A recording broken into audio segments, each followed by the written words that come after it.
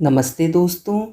हिंदी की उम्दा और बेहतरीन कहानियों के चैनल में आपका स्वागत है। आज सुनिए वरिष्ठ कथाकार और सबकी प्रिय लेखिका मालती जोशी जी की लिखी हुई एक लंबी कहानी पटाक्षेप। कहानी के बारे में सिर्फ एक शब्द कहूँगी, सुपर्ब। तो आप भी सुनिए मालती जोशी जी की कहानी पटाक्षेप। चाय चढ़ाई ही थी कि इन्होंने आकर कहा, पद्मा एक कप पानी और, गौतम साहब आए हैं। मैंने पलट कर देखा, किचन के दरवाजे पर खड़े थे वो। सारी खीज, सारी झुंझलाहट चेहरे पर उतर आई थी। मुझे हंसी आ गई। अच्छे फंसे हैं जनाब, बेचारे दफ्तर से लौटकर एक प्याली चाय इत्मीनान से पीना चाहते हैं, सो वो भी नसीब नहीं है। चाय नाश्ता ट्रे में लगाकर बाहर ले जाते हुए मैंने छवि के कमरे में झांक कर देखा। छवि गोंद की शीशी। जी। वो उपन्यास में डूबी हुई थी, हड़बड़ा कर उठ बैठी। गौतम साहब आए हैं, मैंने बताया। उनका नाम सुनते ही उसका माथा सलवटों से भर जाता था, पर आज उसने बड़े ही सहज स्वर में कहा, आप उनके पास थोड़ी देर बैठेंगी दीदी, मैं ज़रा फ्रेश हो लूँ। उसकी आवाज़ में जरा भी ऊब, जरा भी खींच नहीं थी। बेचारी उन्हें बर्दाश्त करना सीख गई है, मैंने सोचा। और सुनाइए गौतम साहब, क्या हाल चाल है? इस बार तो बहुत अरसे बाद दर्शन दिए। मैं मेज़ पर चाय नाश्ता लगाते हुए बोली। किसी विदेशी बैंक की धोखाधड़ी का किस्सा सुना रहे थे गौतम। उसे बीच ही में छोड़कर मेरी ओर मुखातिब हुए। दुआ सलाम के बाद जो शुरू हुए तो घर की, दफ्तर की, देश की, विदेश की, पता नहीं कितनी खबरें सुना गए। ये बैठे बैठे बोर होते रहे। बड़ी मुश्किल से अपनी उबासी रोकते हुए बोले, छवि को बुलाओ भाई, इनका कितना टाइम वेस्ट करोगी, he is a busy man. बड़ी मुश्किल से अपनी हंसी रोककर भीतर आई थी मैं, और बंद दरवाजे पर दस्तक देते हुए कहा, छवि जरा जल्दी करो, तुम्हारे भाई साहब ऑफ हुए जा रहे हैं। बस दीदी अभी आई, उसने कहा और दरवाज़ा खोल दिया। खुशबू का एक झोंका मुझे सराबोर करता हुआ निकल गया। उसकी धुंध से उबर कर मैंने देखा, बादामी रंग की net nylon sari, matching blouse और चूड़ियाँ, ढीला जूड़ा, जूड़े में गुलाब। छवि तो ऐसे सच संवर कर खड़ी थी जैसे कहीं पार्टी में जाना हो। उसका सलोना रूप सदा की तरह मेरा हीन बोध जागृत कर गया और मेरा ईर्ष्यालु मन कुनमुनाया। भला गौतम साहब के लिए इतने बनाव श्रृंगार की क्या ज़रूरत थी? दीदी पीयूष सो रहा है, उसे तो देख लेंगी ना आप। दूध बनाकर शीशी में भर दिया है मैंने, उसने अपने लुभावने अंदाज में कहा, और मेरे सारे विकल्प बिला गए। फिर से ममतामयी दीदी बन गई मैं, और उसे आश्वस्त कर बाहर भेज दिया। सोचा पहनने ओढ़ने के यही तो दिन है। किसी ज़माने में मैं भी तो दिन में 3-3 साड़ियाँ बदलती थी, दर्जनों बार दर्पण में झांक कर काजल बिंदी ठीक कर लिया करती थी। लेकिन अब कोई मुझे देखे, सुंदर दिखने का कोई उत्साह ही नहीं रहा। और ये सब सोचते हुए पता नहीं कब मैं शीशे के सामने जाकर खड़ी हो गई। अपने टटपुजिया बालों को किसी तरह समेटकर मैंने जूड़ा बनाया, फिर मुंह हाथ धोकर कपड़े भी बदल डाले। अपने को संवारने की कोशिश में देर तक शीशे के सामने बैठी रही, और वो कमबख्त चीख चीख कर कहता रहा, छवि बहुत सुंदर है, तुमसे 10 गुना 1000 गुना सुंदर है। एकदम सारा उत्साह जैसे निचुड़ गया। मन एक असहाय क्रोध में उबलने लगा। मेरा गुस्सा हमेशा की तरह सुशील पर आया, जो छवि को ब्याह कर इस घर में लाया है। उसके घर में आते ही मैं एक महत्वहीन प्राणी होकर रह गई हूँ। लड़कियाँ, उनके पिता, पास पड़ोसी सब जैसे उसी के इर्द गिर्द घूम रहे हैं। शादी के 2 साल बाद भी वो नवेली दुल्हन बनी हुई है। गुस्सा लड़कियों पर भी आया, जिन्हें जन्म देने में, पालने में सारा अस्तित्व ही रसहीन होकर रह गया है। गुस्सा इन पर भी। वो भला आदमी तो जमकर बैठ गया है। मुझे जरा बाहर जाना था, ये कब कमरे में आ गए थे पता ही नहीं चला था। जाने से आपको कौन रोक रहा है? मैंने कसैली आवाज़ में कहा। बुरा तो नहीं लगेगा? बुरा लगने की तो कोई बात ही नहीं है, वो कोई आपके लिए थोड़ी ही आए हैं। Padma, I dislike this tone, मुझे ये लहजा बिल्कुल पसंद नहीं है, इन्होंने जरा सख्ती से कहा। मैंने कोई जवाब नहीं दिया, मुंह फुलाए बैठी रही। कुछ लाना तो नहीं है बाजार से? इन्होंने खूंटी से कोट उतारते हुए पूछा। मैंने फिर भी कोई उत्तर नहीं दिया। ये चुपचाप बाहर निकल गए। कुछ देर बाद ड्राइंग रूम में इनका स्वर सुनाई दिया, अच्छा गौतम, सी यू अगेन। और फिर सीढ़ियाँ उतरने की आवाज़ आई, फिर स्कूटर स्टार्ट करने की। सारी आवाज़ें कानों में समेटती हुई मैं चुपचाप वहाँ बैठी रही, किसी फालतू सामान की तरह। पीयूष अगर झूले में कुनमुनाता नहीं तो मैं पता नहीं कितनी देर वहाँ बैठी रहती। उसकी आवाज़ आते ही मैं करीब करीब दौड़कर छवि के कमरे में पहुँची। शैतान आजकल झूले से कूदने की कोशिश करने लगा है। अब भी मसहरी से मुंह निकाल कर इधर उधर देख रहा था। मुझे देखते ही किलक पड़ा और हुमस कर मेरी गोदी में आ गया। उसे कलेजे से भींचकर बड़ी देर तक अपना दुलार बरसाती रही। वो भी प्रसन्न भाव से मेरे अत्याचार सहता रहा। लेकिन सिर्फ प्यार से ही तो पेट भरने वाला नहीं था। उसने फौरन ही दूध के लिए मचलना आरंभ कर दिया। उसे पलंग पर लिटाकर मैंने शीशी उसके मुंह में दे दी और फिर उसके बाजू में लेट गई। मन इतना तृप्त था जैसे पीयूष शीशी का नहीं मेरा ही दूध पी रहा है। ये नन्हा सा प्राणी आते ही घर भर का, मोहल्ले का एक खिलौना बन गया है। लेकिन मेरी तो जैसे इसने ज़िंदगी ही बदल दी है। मन करता है 24 घंटे उसे कलेजे से लगाए रहूं और पूछूं, मेरे लाला, मेरे छौने, तू इतने दिनों तक कहाँ छिप कर बैठ गया था। दूध पिलाकर मैंने उसे तैयार किया, जैसे कोई शरबत धीरे धीरे सिप किया जाता है। मैं उसे इत्मीनान से तैयार करती रही। आखिर उसके धैर्य का बांध टूट गया और वो सड़क की ओर हाथ फेंकने लगा। तब मुझे अपना तामझाम समेटना ही पड़ा। छवि, इसे थोड़ा घुमा लाऊं मैं। दोनों देवियां तो पता नहीं कहाँ गायब हो गई हैं। मैंने ड्राइंग रूम में आकर कहा और नीचे उतर आई। पप्पू को घुमाने ले जा रही हैं मिसेस कुमार। मैंने पीछे मुड़कर देखा। मिसेस चंद्रा थैलियों से लदी फंदी हाँफती हुई चली आ रही थी। इसकी मम्मी नहीं आई? बुरी तरह हाँफ रही थे, पर बिना बोले उन्हें चैन कहाँ। मम्मी पढ़ रही है, मैंने संक्षिप्त सा उत्तर दिया। अब की तो मास्टर जी बहुत दिनों बाद आए। उन्होंने साथ साथ चलते हुए दूसरा प्रश्न दाग दिया। मास्टर जी कौन? ओह, आप शायद गौतम साहब के लिए कह रही हैं। इनके दोस्त के छोटे भाई हैं। वो भी किसी नाइट कॉलेज में सोशियोलॉजी में एमए कर रहे हैं। कहीं से अच्छे नोट्स या किताबें मिल जाती हैं तो दे जाते हैं। मैंने लंबी चौड़ी सफाई दी और फिर लगा इसकी कोई ज़रूरत नहीं थी। यही तो मैं लड़कियों से कह रही थी। मास्टर तो अपने समय से आता है, समय से जाता है। वो इतनी इतनी देर बैठता भी नहीं है, इतने इतने दिन गोल भी नहीं करता, और उसे छोड़ने सारा घर दरवाजे पर भी नहीं आता है। मैं तो स्तब्ध रह गई। मिसेस चंद्रा की नज़र से कोई भी बात छूटती नहीं है। लोग बाग उन्हें कॉलोनी का चौकीदार कहते हैं, ठीक ही कहते हैं। मैंने फिर अकारण सफाई देते हुए कहा, इतना लेट एडमिशन हुआ है उसका, इसलिए जहाँ से भी हेल्प मिलती है ले लेते हैं। अक्टूबर में तो उसने कॉलेज ज्वाइन किया है। हमने तो यही सोच लिया था कि उसी बहाने घर से निकलेगी तो 4 हम उम्र लोगों के साथ हंसे बोलेगी तो उसका मन लग जाएगा। आपने तो देखा था कैसी हो गई थी। दिन भर कमरे में घुसी रहती थी, ना किसी से हंसना, ना बोलना, ना ढंग से पहनना, ना ओढ़ना। देवर कब लौट रहे हैं आपके? अगला प्रश्न तैयार ही था। अभी तो साल भर बाकी है, 3 साल के लिए गए हैं ना। उत्तर देते देते मैं भी अब हाँफ चली थी। मार्केट आ गया, तब कहीं जाकर मुझे राहत मिली। उन्हें दुकानदारों से उलझता छोड़कर मैंने मार्केट का एक राउंड लिया, कुछ टॉफ़ियाँ खरीदी और लौट पड़ी। लौटते हुए उनके साथ आने का साहस मुझ में नहीं था। लौटते हुए पड़ोस की 2-3 लड़कियां मिल गई थीं और मैंने राहत की सांस ली। उन लोगों में पीयूष को लेने के लिए होड़-सी मच गई और मुझे हाथ सीधा करने का मौका मिल गया। मोटे ताजे बच्चे देखने में बहुत अच्छे लगते हैं, लेकिन उठाना पड़े तो भगवान याद आ जाते हैं। पीयूष अपनी भक्त मंडली में प्रसन्न था और फरमाइशी प्रोग्राम पेश कर रहा था। शुभा, विभा ने, छवि ने उसे कई करतब सिखा रखे थे। लड़कियां मुग्ध हुए जा रही थीं। 13-14 साल की लड़कियां थीं वे। उन्हें मुग्ध होने के लिए कुछ भी काफ़ी होता है। हाय कितना स्वीट है ना, हाय कितना इंटेलिजेंट से होते हुए बात उसकी मम्मी पर उतर आई। घर पहुंचने तक छवि कितनी स्वीट, कितनी स्मार्ट, कितनी ग्रेसफुल वगैरह विशेषण पा चुकी थी। अपने घर की ओर मुड़ते हुए जब पीयूष को लिया तो कितना भारी लगा मुझे वो। किसी तरह सीढ़ियाँ चढ़कर मैं ऊपर आई। गैलरी में आकर पता लगा कविता की जो पंक्तियाँ हवा में तैर कर मेरे कानों से टकराती रही थीं, उनका उद्गम स्थान हमारा ड्राइंग रूम ही था। मुझे लगा शायद छवि रेडियो खोलकर बैठ गई है। ड्राइंग रूम में आकर देखा कवि महोदय सशरीर ड्राइंग रूम में विराजमान हैं और उनकी एकमात्र श्रोता बड़ी तन्मयता से रसास्वादन कर रही हैं। मैंने ईश्वर को धन्यवाद दिया कि लौटते हुए मिसेस चंद्रा मेरे साथ नहीं थी। कमरे के वातावरण को गद्यमय बनाते हुए मैंने कहा, छवि अपने लाडले को जरा देखो जरा, मुझे किचन में जाना है। दोनों देवियां लौट आएंगी तो मुझे ही खा जाएंगी। कवि और श्रोता दोनों जैसे समाधि से जाग पड़े। भावाभिभूत होकर छवि ने कहा, कितनी अच्छी कविता लिखते हैं गौतम साहब। लिखता था, कवि ने करेक्शन स्लिप प्रस्तुत की। कॉलेज के दिनों में बहुत कुछ लिखा था। उस जमाने में तो सभी कवि होते हैं। ये नून तेल लकड़ी का चक्कर चलने के बाद भी जिनकी प्रतिभा शेष रह जाती है वही सच्चे कवि होते हैं। और इस यथार्थवादी घोषणा के साथ मैंने मंच से प्रस्थान कर दिया।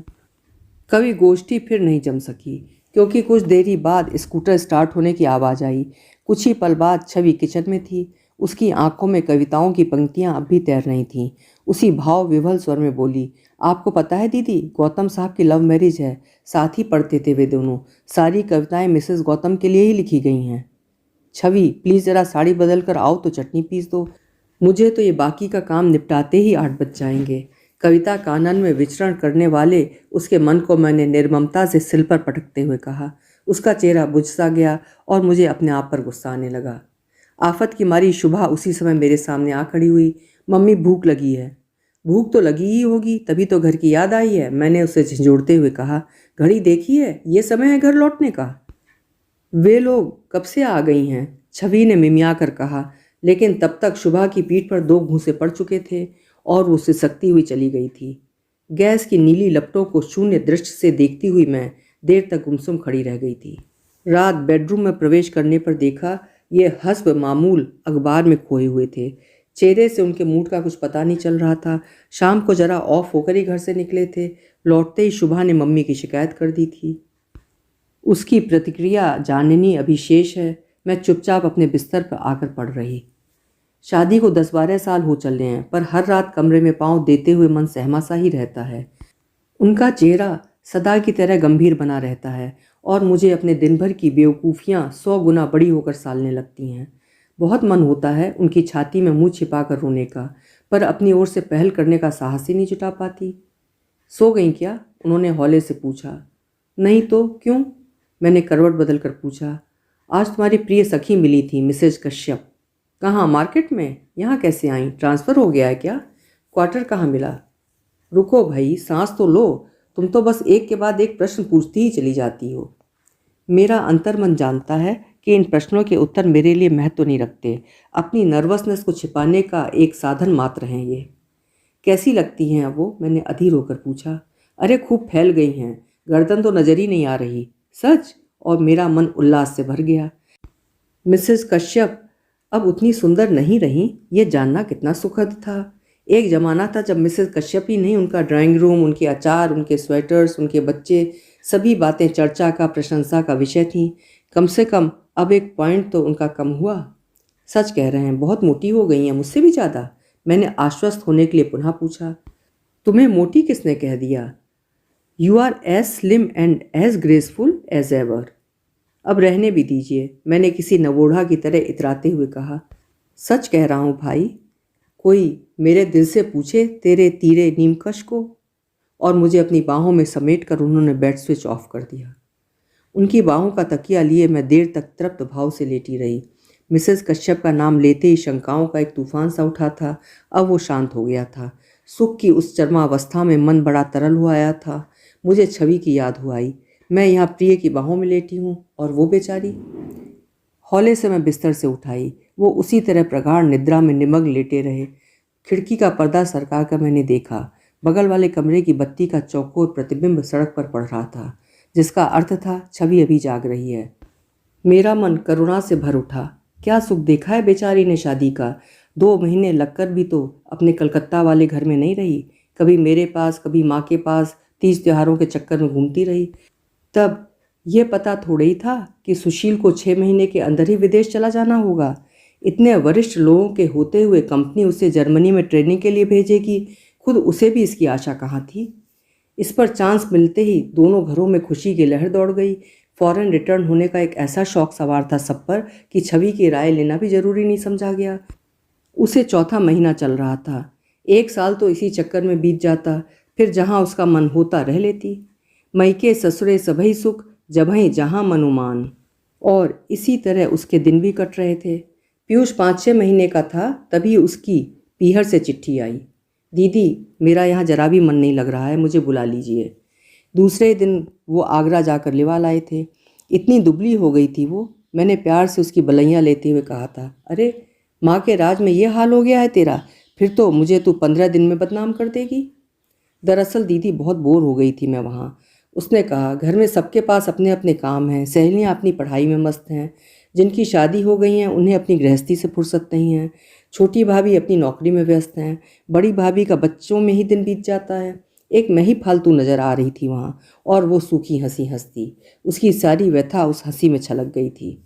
तब मैंने ही जिद की थी उसे कॉलेज भेजने की। सुशील उसे मेरे पास छोड़ गया था। वो भी माँ बाप के यहाँ से मेरे पास अपनी इच्छा से आ गई थी। इस विश्वास को, इस स्नेह को मैं झुठलाना नहीं चाहती थी। कॉलेज जाने लगी थी तब से उसके चेहरे पर काफ़ी रौनक आ गई थी। फिर भी कभी कभी वो इतनी निरीह लगती कि दया हो आती। शाम की बात याद करके मन कैसा तो हो गया। बरामदे में आकर मैंने धीरे से उसके कमरे का दरवाज़ा ठेला। वो खुला ही था। एक पलंग पर शुभा विभा एक दूसरे के गले में बाहें डालकर सो रही थीं। दूसरे पलंग पर लेटी छवि कुछ पढ़ रही थी। मैंने दूर से ही पहचान लिया, वो गौतम की डायरी थी। दीदी आप? वो चौंक कर उठ बैठी। सोई नहीं रे? अभी तक 12 बज रहे हैं। बाप रे, मुझे तो पता ही नहीं चला। बैठिए ना, मेरे लिए जगह बनाते हुए उसने कहा। इतनी अच्छी कविताएं हैं क्या? जरा देखूं। डायरी खोल कर देखा। पहले ही पृष्ठ पर बड़े बड़े अक्षरों में लिखा था, हेमा के कुसुम कोमल करों में प्रणय का ये पुष्प सस्नेह समर्पित। कविताएं कुछ खास नहीं थीं। उम्र के उस दौर में सभी लोग कविताएं लिखते हैं। जो नहीं लिख पाते वे पढ़ते हैं। 20-21 वर्ष की भावुक उम्र थी, तभी तो छवि 12 बजे रात तक उन फटीचर कविताओं का रस ग्रहण करती रही थी। बड़ी किस्मत वाली हैं मिसेस गौतम, जिनके लिए इतने प्यारे गीत लिखे गए हैं। मैंने कॉपी को उलट पुलट करते हुए कहा। हाँ दीदी, लेकिन वे पहली वाली मिसेस गौतम कहाँ रह गई हैं? कैसे रहेंगी भला? 3-3 बच्चों को जन्म देने के बाद औरत क्या वही रह जाती है? और वे तो शायद सर्विस में भी हैं कहीं। छवि, सुंदर दिखने के लिए भी सुविधा चाहिए। दीदी, मैं सुंदरता की बात नहीं कह रही थी। मेरा मतलब है अब उनमें पहले किसी अंडरस्टैंडिंग नहीं है। बहुत बदल गई हैं वो। और ये बात तुम्हें मिस्टर गौतम ने बतलाई है? छी, इस तरह भी कोई अपने घर की बात हर कहीं कहता फिरता है? मैंने कहा। हर किसी से तो नहीं कहता, पर जहाँ थोड़ी बहुत सहानुभूति मिलती है वहाँ तो बात जुबान पर आ ही जाती है। सहानुभूति? मैंने छवि को ध्यान से देखा। इसे गौतम से सहानुभूति कब से हो गई? अभी कल तक तो उन्हें गोंद की शीशी और मिस्टर सरेस कहकर उपनाम देती रही है। ये उनकी ऐसी ऐसी नकलें उतारती थी कि बच्चे हंसते हंसते लोटपोट हो जाते, बल्कि मुझे ही डांटना पड़ता था। डायरी के पन्ने पलटते हुए मैं अंतिम पृष्ठ तक आ पहुंची थी। रचना शायद ताज़ा ही थी, क्योंकि अक्षर और स्याही दोनों ही बदले बदले से थे, और मजमून भी। सहराए जिंदगी में ठंडी बयार सी तुम, उजड़े हुए चमन में फसले बहार सी तुम कौन हो, कहाँ से आकर बरस गई हो, जलते हुए जिगर पर भीनी फुहार सी तुम। उर्दू कविता का मेरा ज्ञान बहुत मामूली सा है, पर इतना समझ में आ गया कि इसी कविता के लिए छवि को कॉपी दी गई है। पता नहीं उसकी निगाह उस पर पड़ी भी है या नहीं। मन हुआ चुपके से वो पेज फाड़ लूं, लेकिन कागज तो कागज है, दोबारा भी लिखा जा सकता है। रात भर करवटें बदलती रही मैं। गौतम की कविताएं जैसी भी थीं, मेरे अतीत को कुरेद गई थीं। स्मृति पटल पर अपने लिखे कई गीत नाच उठे थे। उन गीतों में क्या नहीं था? प्यार का सागर, आंसुओं की नदी, लगन की डोर, सपनों का झूला, आशा की डगर, कामना का नगर। किशोर कल्पनाओं का संपूर्ण संसार उन कविताओं में था। स्वांता सुकाए ही थी वो काव्य साधना। माँ का आतंक था ही इतना जबरदस्त। फिर भी पता नहीं कैसे एक दिन मेरी कॉपी उनके हाथ में पड़ गई थी, और मेरे देखते ही देखते मेरे गीत अग्नि की भेंट चढ़ गए थे। उस आग में सिर्फ कविताएं ही नहीं जली थीं, मन की अमराई भी झुलस गई थी। वसंत कितने ही दिनों तक वहां आने से कतराता रहा था। माँ की आग्नेय दृष्टि से इतनी सहम गई थी मैं कि उस दिन रो भी नहीं पाई थी। आज वही रुलाई अपने समस्त आवेग के साथ फूट पड़ी थी। दुनिया में ऐसी लड़कियां भी हैं जिन पर कविताएं लिखी जाती हैं, और मुझ जैसी भाग्यहीना भी हैं जिसकी कोमल कल्पनाओं का निर्ममता से गला घोंट दिया गया था। पता नहीं दुनिया का हर अन्याय मेरे ही हिस्से में क्यों आता है। इतनी इच्छा हुई कि एक बार फिर उसी उम्र में लौट जाऊं और जी खोल कर अपने गीत, अपनी कविताएं गाऊं, फिर से पुकारूं अपने जाने अनजाने प्रियतम को।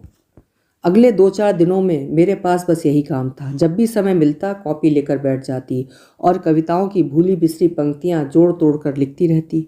आश्चर्य तो इस बात पर हुआ कि 2-4 गीत पूरे के पूरे याद आ गए। शायद अंतर्मन के किसी अंधेरी गुफा में दुबक कर बैठे हुए ये गीत बाहर आने की बाट जो रहे थे। अगली बार जब गौतम आए तो मुझे अपनी कॉपी की याद हो आई। तीव्र इच्छा हुई कि उन्हें बता दूं कि चाय नाश्ते के परे भी मेरा कुछ अस्तित्व है। छवि की कॉपियों और पुस्तकों की उपेक्षा करते हुए मैं जमकर वहीं बैठ गई। अपने काव्य पाठ की प्रस्तावना सी करते हुए मैंने कहा, आपकी कविताएं हमने पढ़ी थी गौतम साहब, सच बहुत ही भावपूर्ण रचनाएं हैं। वे हे करके हंस दिए। शायद उन्हें आने वाले संकट की कल्पना न थी। कुछ गीत हमने भी लिखे हैं, सुनेंगे आप? और उनकी सम्मति की परवाह किए बिना मैं अपनी कॉपी उठा लाई और तरन्नुम में सुनाने लगी। अपनी ऊब और खींच को किसी तरह दबाते हुए गौतम कविताएं सुनते रहे, दाद देते रहे और घड़ी देखते रहे। दूसरा गीत समाप्त कर मैंने उनकी राय जानने के लिए सिर उठाया तो देखा वो खड़े हो गए हैं। कविताओं में ऐसा खो गया भाभी जी कि याद ही नहीं रहा। रात एक जगह डिनर पर भी जाना है, उन्हें क्षमा याचना के स्वर में कहा। अपना ब्रीफकेस उठाया और सीढ़ियाँ उतर गए। छवि पता नहीं कब उठकर भीतर चली गई थी। स्कूटर की आवाज़ सुनते ही दौड़ी आई। ये क्या गौतम साहब चले गए आज इतनी जल्दी? जाते कैसे नहीं, मैंने सूखी हंसी हंसते हुए कहा। संसार में ऐसा कभी हुआ है आज तक जो चुपचाप बैठा दूसरों की कविताएं सुनता रहे? बेचारे 10 मिनट में ही मैदान छोड़कर भाग गए। अपने इस विनोद पर मैं खुद ही हंसती रही। छवि ने साथ नहीं दिया। मैं चाय बना रही थी, उसने अस्फुट स्वर में कहा। तो बना लो ना, तुम्हारे भाई साहब आते ही होंगे। मेरे हाथ की चाय पीते पीते बोर हो गए होंगे, थोड़ा चेंज हो जाएगा। ना चाहते हुए भी मेरे स्वर में व्यंग की धार आ गई थी। गौतम ने मेरा काव्य पाठ पूरा सुना नहीं था, इसका मुझे दुख नहीं था, पर छवि तो वहाँ बैठ सकती थी। आज ही चाय बनाने का कर्तव्य उसे याद क्यों आ गया? इतनी घटिया थी मेरी कविताएं कि सुनी भी ना जा सकें। क्या गौतम की कविताओं से भी ज़्यादा उलझुल थीं? कविताओं की कॉपी जलाने के लिए इस बार माँ को नहीं आना पड़ा, मैंने ही वो काम कर दिया। रविवार की उस दोपहरी में घर एकदम सुनसान था। विधानसभा का सत्र एकदम सिर पर आ गया था, इसलिए खाना खाकर एक सचिवालय चले गए थे। छवि लड़कियों को पिक्चर दिखाने ले गई थी। घर में केवल मैं और पीयूष दो ही थे। समय काटे नहीं कट रहा था। वल्लभ भवन से लौटे तो 5 बज रहे थे। आते ही बोले, बड़ा सूना सूना लग रहा है, कहाँ गए सब लोग? पिक्चर। और तुम यहाँ क्या बेबी सिटिंग कर रही हो? तुम क्यों नहीं चली गई? वे लोग तो संडे मनाने गई हैं, मेरे लिए तो हफ्ते के सब दिन बराबर हैं, मैंने खींच कर कहा। अरे अरे, ये तो नाराज़ होने वाली बात हुई। चलो तुम्हें भी पिक्चर दिखा लाएं। पिक्चर रहने दीजिए, घुमा लाएं तो वही बहुत है। हम तो उसके लिए भी तरस गए हैं, मैंने मुंह फुलाकर कहा। जो हुक्म करो सरकार, इन्होंने नाटकीय अंदाज में कहा और मेरा सारा गुस्सा उड़न छू। कुछ ही देर में तैयार होकर हम लोग निकल पड़े। स्कूटर पर बैठते हुए याद आया, कितने दिनों बाद हम लोग घूमने निकले हैं। छवि के आने के बाद से निकलना हुआ ही नहीं। एक संकोच सा बना रहता है। उसके अकेले होने का एहसास रात में एकांत में भी पीछा नहीं छोड़ता। न्यू मार्केट में उतरकर हम लोगों ने छुटपुट शॉपिंग की और कॉफ़ी हाउस चले आए। रविवार ये भीड़ को चीरते हुए जब मैं ऊपर चढ़ रही थी तब लड़कियों की याद हो आई। कॉफ़ी हाउस आने का इतना शौक़ है दोनों को। महीने में एक आध बार तो हमें ये ले ही आते थे, तब शाम का खाना यहीं होता था। अब तो अरसे के बाद आना हुआ है। भीड़ तो थी, पर सौभाग्य से कोने वाली एक मेज़ हमें मिल गई। एक बार वहाँ इत्मीनान से बैठ जाने के बाद मैंने पीयूष की ओर ध्यान दिया। उसने मेरी सारी मेहनत पर पानी फेर दिया था। हवा में उड़ने से उसके बालों का सिर पर एक टोप सा हो गया था। काजल सारा फैल गया था और दोनों मुट्ठियों से आंखें मसल कर उसने हाथ भी काले कर लिए थे। मैंने पर्स से रुमाल और बेबी पाउडर निकाला और उसे फिर से संवारने लगी। वो मनोयोग से मुझे देखते रहे। पद्मा, मैंने भौहें ऊपर उठाईं। कभी कभी इस छोकरे से बहुत रश्क होता है। क्यों भला? तुम जितना लाड़ दुलार इसका करती हो, जितना प्यार इसे देती हो, इसका 100वां हिस्सा भी मुझे मिल जाता तो मैं अपने को धन्य समझता। अरे आप ऐसी ऊट पटांग बातें करेंगे तो मैं उठकर चली जाऊंगी। अरे तुम तो नाराज़ होने लगती हो, मैं झूठ नहीं कह रहा। शुभा भी कहती है क्या कि पीयूष के आने से मम्मी का चिड़चिड़ापन बहुत कम हो गया है। एक बहुत तीखा सा जवाब मेरे होठों तक आया था, लेकिन उसी समय किसी परिचित आवाज़ को सुनकर मेरे कान खड़े हो गए। सुनिए, ये विभा की आवाज़ नहीं लग रही आपको? तुम्हारा भी जवाब नहीं पद्मा, तुम्हें तो हर जगह अपनी राजकुमारियां ही नजर आती हैं। भगवान के लिए बोर मत करो। लड़कियों की फिक्र छोड़ो और इस लड़के की ओर देखो। पट्टा पूरे का पूरा डोसा उठाने की फिक्र में है। मैंने आज्ञाकारी पत्नी की तरह ध्यान प्लेट की ओर केंद्रित किया। कुछ ही मिनट बीते होंगे और बगल वाले कमरे से हंसी का फव्वारा छूटा। उसमें छवि की खनकती हंसी बिल्कुल साफ सुनाई दे रही थी। उस हंसी को बहुत दिनों बाद सुना था, शायद सुशील के जाने के बाद पहली बार। इस बार मैंने उनसे कुछ नहीं कहा। मैं उठी और सारे एटिकेट्स को तिलांजलि देकर बाहर वाले छोटे कमरे में झांका। मेरा अंदाज गलत नहीं था। छवि और विभा तथा गौतम और शुभा आमने सामने सोफों पर बैठे थे। बीच वाली मेज पर ढेर सारी प्लेटें पड़ी थी। अरे आप! सब लोगों ने मुझे एक साथ देखा। यही तो मैं भी सोच रही हूँ, आप लोग यहाँ कैसे? हम लोग रंग महल से निकले थे कि आप मिल गए। हमें ज़बरदस्ती यहाँ ले आए, माने ही नहीं। छवि ने सफाई पेश की। भाभी जी, आप भी कंपनी दीजिए ना। गौतम साहब इतनी देर बाद फूटे। आप क्या समझ रहे हैं मैं यहाँ अकेली आई हूँ? नहीं भाई, अपनी कंपनी तो साथ में है। तो भाई साहब को भी यहीं बुला लेते हैं ना, काफ़ी जगह तो है। No no, don't disturb yourself, मैंने सख्ती से कहा और अबाउट टर्न कर गई। ये परेशान से इधर उधर देख रहे थे। मुझे देखते ही झुंझला पड़े। कहाँ चली जाती हो तुम? और पीयूष कहाँ है? अपनी माँ के पास। क्या वो भी आई है? हाँ, गौतम के साथ। और लड़कियाँ? वे भी हैं। तब तक गौतम खुद उपस्थित हो गए और अपनी मेज पर आमंत्रित करने लगे। मैंने आंखों ही आंखों में इन्हें अपनी अस्वीकृति की सूचना दे दी। स्थिति को संभालते हुए ये नाटकीय अंदाज में बोले, देखो भाई गौतम, बड़ी मुद्दतों के बाद आज बीवी को लेकर निकला हूँ, लेकिन तुम लोग एंजॉय नहीं करने दोगे, हर जगह पीछा करोगे। हंसते हुए गौतम अपनी टेबल पर लौट गए। वहाँ जरूर उन्होंने इनका जवाब दोहराया होगा, क्योंकि दूसरे ही क्षण छवि की खनकती हुई हंसी एक बार फिर सुनाई दे गई थी। लेकिन हमारी मेज पर बिल्कुल शांति थी। उठते हुए ये बोले, चलने का क्या तय किया? ये लोग, हम ना मिलते तब भी तो ये लोग घर पहुँचते ही। बच्चे को ले लेती तब भी ठीक था। आज बस में बेहद रश होगा। आप ऐसा कीजिए, उसे स्कूटर पर ले आइए। मैं और मेरी लड़कियां बस में आ जाएंगे, हमें तो आदत है, मैंने तुनक कर कहा। फिर ये कुछ नहीं बोले। घर पहुंचने तक एकदम शांत बने रहे, लेकिन अंदर पहुंचते ही बरस पड़े। ये क्या हो जाता है तुम्हें? बड़ी मुश्किल से तो कभी कोई प्रोग्राम बन पाता है, तुम वहाँ भी मूड खराब कर देती हो। कौन सा भूत सवार हो जाता है तुम पर? जरा जरा सी बात पर ऑफ हो जाती हो। ये जरा सी बात थी? कौन सी बात? सब कुछ देख कर आए हैं फिर भी पूछ रहे हैं। कॉफ़ी हाउस वाली बात कह रही हो? उसमें इतना गंभीर होने जैसा क्या है? अगर तुम्हें ही गौतम इनवाइट करता तो क्या तुम मना कर देती? मेरी फिक्र छोड़िए, अपने भाई की जो अमानत है उसकी बात सोचिए। भाई की अमानत है तो क्या बक्से में बंद करके रख दूं? हाड़ मांस का जो मनुष्य है उसे हंसने बोलने की आज़ादी तो देनी ही पड़ेगी, नहीं तो उसका दम नहीं घुट जाएगा। कभी सोचा है पद्मा, अपनी एक रस जिंदगी से कितनी बोर हो जाती होगी वो? आज एक अरसे के बाद उसे खुलकर हंसते हुए सुना, सच बड़ा अच्छा लगा। कुछ नहीं बोली मैं, बच्चों की तरह मुंह फुलाए बैठी रही। हंसने बोलने की आज़ादी हमें दी थी किसी ने? क्या हम हाड़ मांस के मनुष्य नहीं थे? क्या हमारा दम नहीं घुटता था? किसी जिद्दी बच्चे की तरह ये प्रश्न बार बार मेरे अतीत से टकराता रहा। मुश्किल तो ये है पद्मा, ये रात मुझे समझाने का प्रयास करते हुए बोले, तुम बहुत संकीर्ण वातावरण में पली हो, इसलिए चीज़ों को देखने का तुम्हारा नज़रिया कभी कभी बहुत तंग हो जाता है। एकदम बिफर उठी। सीधे से कहिए ना कि मैं बहुत दकियानूसी हूँ, संकीर्ण विचारधारा की हूँ। उसके लिए इतनी लीपापोती करने की क्या ज़रूरत है? वे चुप होकर दूसरी तरफ करवट लेकर लेट गए। कंजर्वेटिव अर्थात रूढ़िवादी वातावरण, क्या इन दो शब्दों में उस माहौल की कल्पना की जा सकती है जिसमें जीवन के 22 वर्ष मैंने बिताए हैं? हाई स्कूल की प्रिंसिपल थी माँ, उनके कठोर अनुशासन की चारों ओर धाक थी। उस अनुशासन की कारा में अपनी लड़कियों को भेजने के लिए अभिभावकों में होड़ सी लगी रहती। क्या स्टाफ, क्या छात्राएं, सारा स्कूल ही जैसे एक आतंक से सहमा सहमा सा रहता था। छुट्टी का घंटा किसी सुमधुर गीत की तरह कानों में बजता था, क्योंकि वो मुक्ति का संदेश लाता था। 12 घंटों के लिए सब लोग खुलकर सांस लेने के लिए स्वतंत्र हो जाते थे, लेकिन हम लोग, मैं और रमा, तो जैसे एक जेल से दूसरी जेल में पहुंच जाते थे। स्कूल की जेल तो फिर भी अच्छी लगती थी, वहाँ कम से कम सहेलियाँ तो होती थीं।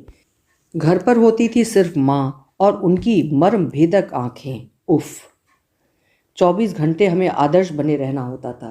प्रिंसिपल की बेटियां होने का जघन्य अपराध किया था ना हमने। फैशन की रंग बिरंगी दुनिया हमारे लिए नई थी। प्रसाधनों के विज्ञापन हमारी समझ से बाहर थे। हमारे रेडियो पर सिर्फ प्रभाती और समाचार आते थे। उपन्यास और पत्रिकाएं हमारी चौखट नहीं लांघ पाते थे। कस्बे के सिनेमा घर में हमें किसी ने नहीं देखा था। और पुरुष, मिसरानी का 12 साल का लड़का भी माँ से चाबी लेने आता तो तार के बाहर ही खड़ा रहता। आश्चर्य होता है सोच कर कि साल दर साल उस माहौल में कैसे जी सके हम लोग। सचमुच मर ही जाते अगर कभी कभार दया करके मौसी हमें इंदौर न ले जाती। मौसी का इंदौर वाला घर हमारे बंगले के मुकाबले बहुत छोटा था।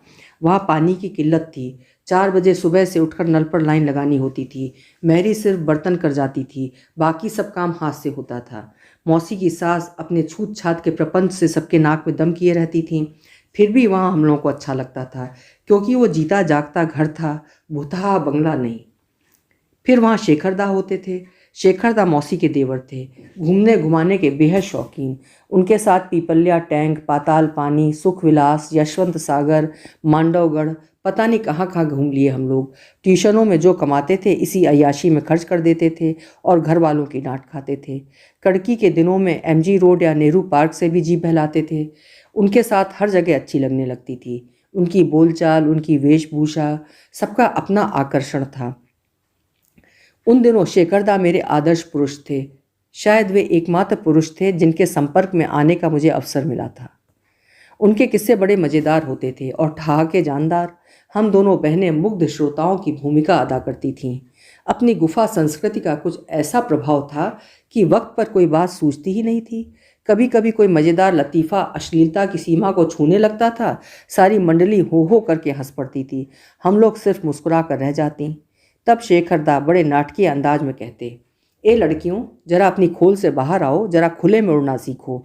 किस युग में जी रही हो? इस कस्बाई मनोवृत्ति को छोड़ो और जरा खुलकर सांस लेना सीखो। कस्बाई मनोवृत्ति उनका प्रिय शब्द था, जो मुझे गाली सा लगता। मैं तिलमिला उठती थी। उनके अभिनय पर सारी मंडली एक बार फिर खिलखिलाकर हंस पड़ती थी। शर्म और अपमान से मेरे आंसू निकल आते थे। पदम, रो रही हो तुम? क्या हो गया तुम्हें? क्या मैंने बहुत कड़ी बात कह दी? I am very sorry, really I am. मैंने सिर उठाकर देखा। मेरा तकिया आंसुओं से भीग गया था।